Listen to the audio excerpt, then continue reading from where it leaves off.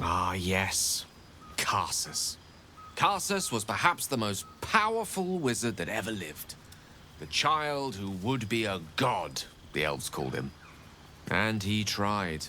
With a spell of his own devising, he endeavored to usurp in one fell swoop the power of the goddess of magic. Mistral, she was called then.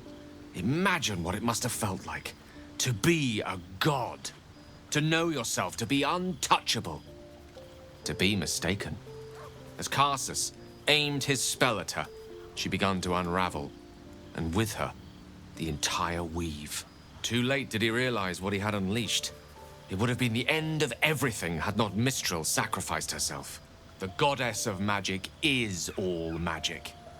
By dying, the entire weave was lost, and the spell that challenged a god failed. It was the end of Mistral, the end of Karsus, and the end of an entire civilization.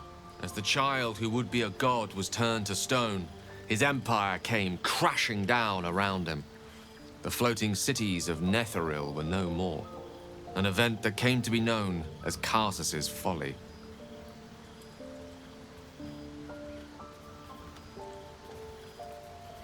For a spell, Mistral was reborn as Mistra. Upon her return, the weave returned with her.